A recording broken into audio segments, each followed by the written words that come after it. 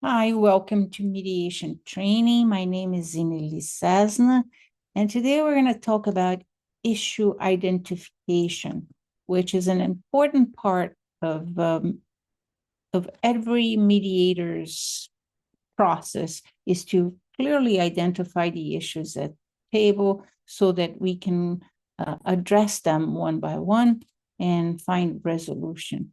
So let's go right into our presentation on issue identification. We talked prior to this regarding positions, interests, and needs. And so the number one item here is to kind of go through that process of dissecting the positions into the interests and coming to the needs of the underlying needs of the parties, which are usually very connected to their pain.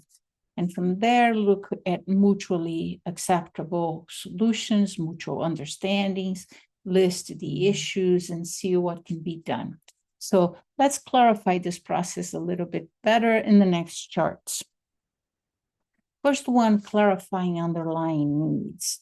Of course, especially in dependency court, we are looking at the child's safety and well-being as our primary need, right? We need to make sure that there's physical, emotional, mental safety for the child. But also, to an extent, we want to promote that safety and well-being for the entire family. So we are looking at the situation in terms of how do we create safety, how do we promote that well-being, and how do we create a path towards reunification with the children. We are also looking for long-term stability. We want to create safety. We want to create, opportunities for well-being and that path towards reunification. And we want it to be durable, to be sustainable. We want to make sure that whatever is agreed upon in that mediation is going to be supported and it's going to be enforced in a way that throughout the process, throughout the years ahead, that takes place to lead the child into a better space as well as the family. So we want to pay attention to immediate concerns, urgent issues like visitation or custody arrangements, whatever services may be necessary, be it therapy or healthcare or substance abuse for the parents, whatever support that family needs, we need to make sure that that's incorporated in the agreement and that there is a plan of rolling out these processes so that we can achieve child safety, we can achieve the well-being and the reunification of that family. The next one is looking at broader needs. What are systemic needs that may be in place? That could be mental health support, for example, parenting skills and things like that. Where will the child live, the distance to school, distance to parents and families and things like that. So what are the broader needs, the systemic issues that are going on within the context of that child and of the family? Number two, we want to ensure mutual understanding. We want to ensure that everybody's on the same page.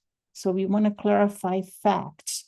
We want to help the parties understand the facts, the critical events, the processes, what's happening when, particularly transitions. Transitions become very important.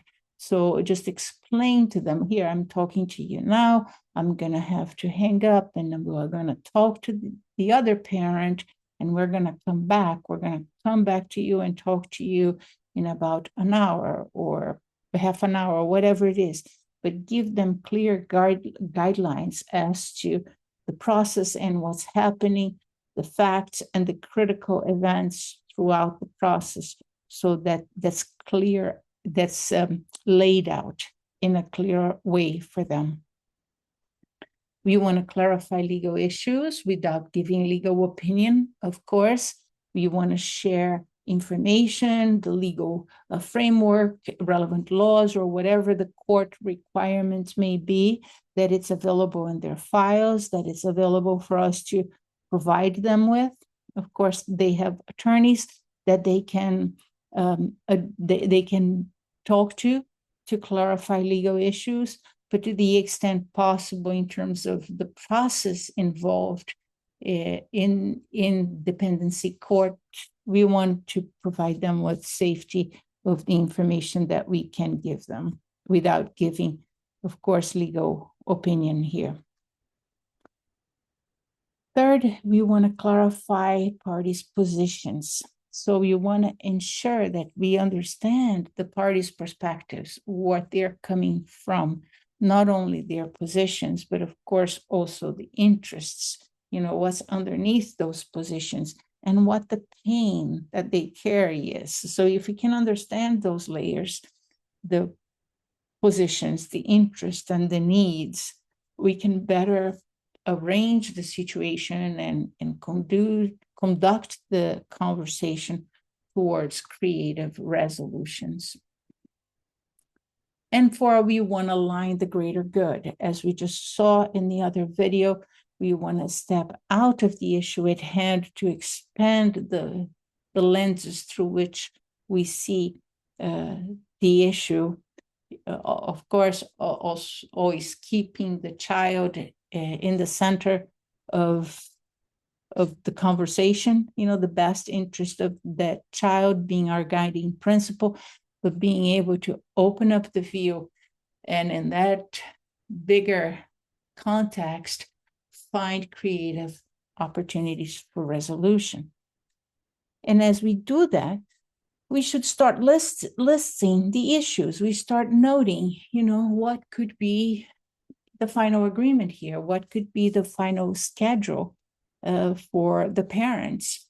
So where is the child going to live? Which school? How does custody going to take place? Who's going to visit when and how? Where is going to be the pickup and the drop-off and vacations and holidays? We want to ensure that each of the parents have the ability to meet the commitments that they agree to in these agreements. It be them emotional or physical or educational, that each parent can actually fulfill those commitments. We want to make sure that any other services like parenting, class therapy, drug and alcohol rehabilitation are all listed there as well. Or if there's a need for mental health support, that's also there. And we want to create a plan that provides a stability in the long term, that it's sustainable in the long term, and that it's effective to bring the family into reunification in the most gentle way possible. All right, so thank you so much. This is the end of this session, and I hope to see you in the next one. Thank you.